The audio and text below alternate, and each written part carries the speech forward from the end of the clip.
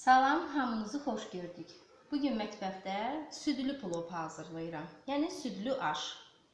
Bunu bir çox bölgələrdə başqa növdə hazırlayırlar. Mən də öz bildiyim növdə sizin üçün südlü plov hazırlayıram. Əgər resepti bəyənsəniz, yəqin ki siz də istifadə edərsiniz. Bunun üçün bizə nə lazımdır? 1 kiloqram yumru düyü, 1 litr süd, 1 litr südə 800 qram su lazımdır. 250-300 qram kişmiş, xurma, 200 qram kərə yağı, sarkök, duz və bir də südlü plovun yanında bizə quru balıq lazımdır. Əvvəlcə nə edirik? Südü qazana əlavə edib, suyu da üzərinə tökürük və qızmağa qoyuruq. Artıq süd qızıb qazanda və yudulum düyünü, suyunu süzüb qazana əlavə edirik.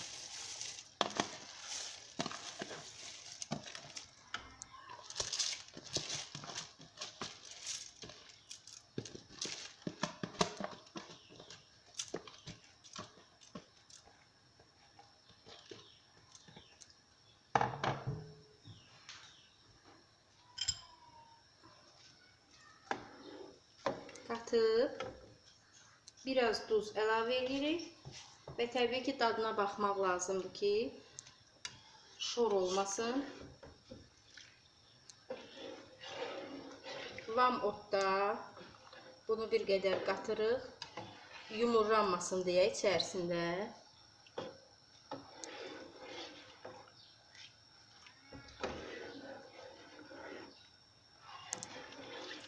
Odu çox da gür eləmək olmaz. Niyə görə vamot dedim? Altı yapışıb yana bilər.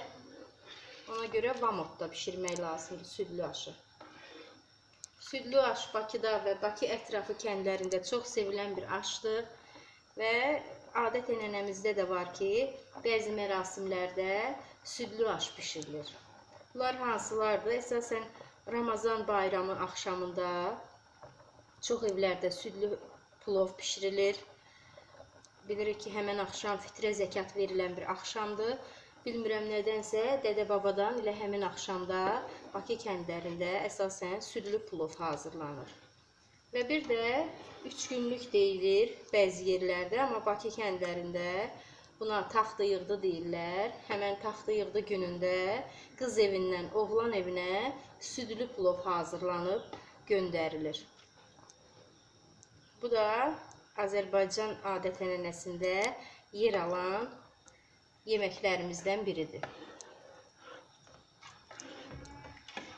Və beləcə bunun bir qədər bərkiməsini gözləyirik. Və indi sarkökünü də əlavə edirəm qazana.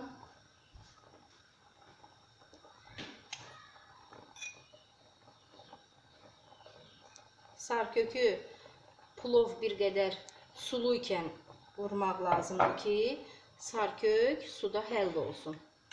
Yəni sonra topa halında qalmasın.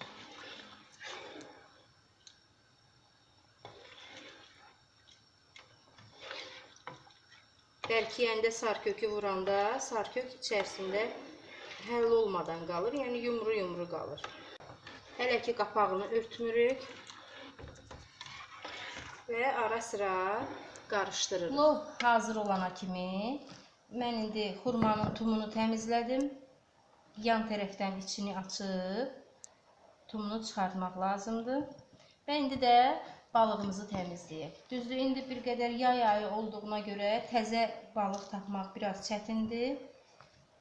Çalışmaq lazımdır ki, balığın təzə olduğuna əmin olmaq lazımdır.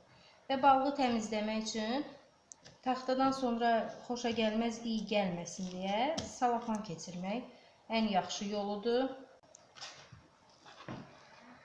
Balığı təmizləyib, indi bunu parda hazırlayacağım. Parda bişirəcəyəm balığı və yuyub təmizləyib, qəzetə büküb, tavaya bir qədər su əlavə edəcəyəm, parda bişirəcəyəm.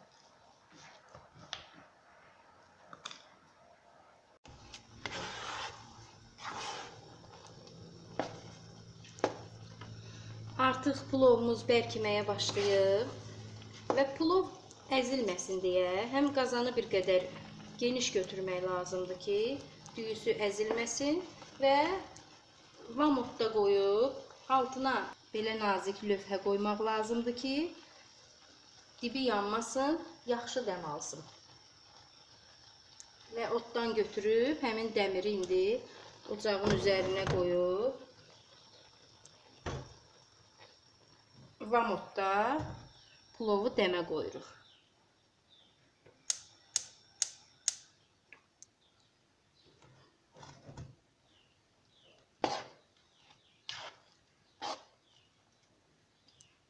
Hələ bir qədər də var ki, suyunu çəkib dəmə qoyulmasına. Və qazana yağ əlavə edirik.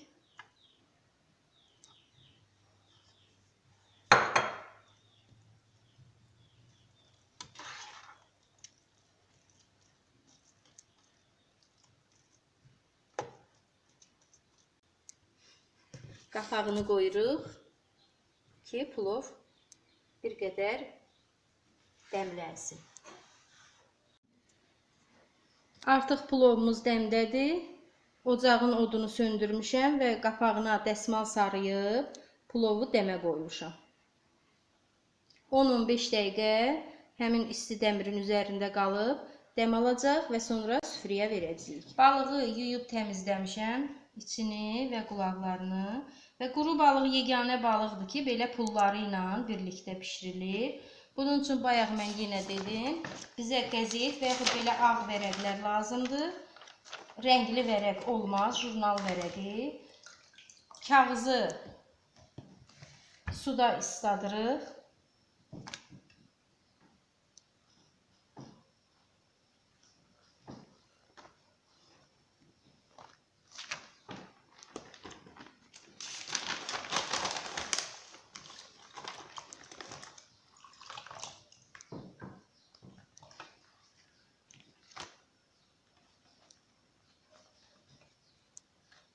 Və belə balığı kağızın arasına qoyub bükürük.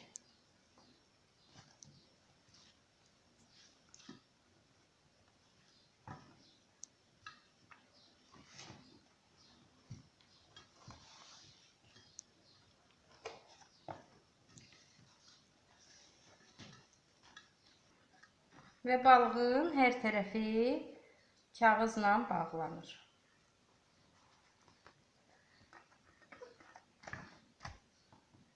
Balığı tavanın içərisinə qoyuruq.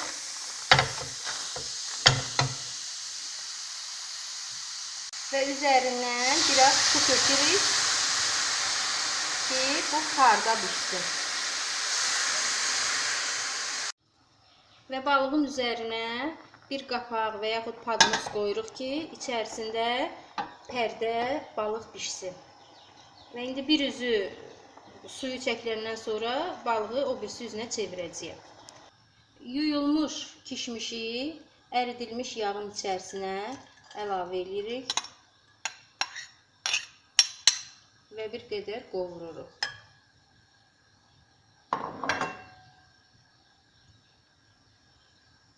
Mən plov üçün qaysı da almışdım və təbii ki, evdə körpə uşaq olanda qaysı da yoxa çıxır. Və arzu eləyənlər plova quru qaysı əlavə edə bilərlər. Kişmişləri tavada suyu çəkilənə kimi qovururuq və yanına xurmanı da əlavə edirik. Artıq plovun şirin meyvələri də hazırdır. Artıq balığımız bişib və onu çıxartmışam. Çox yaxşı bişib.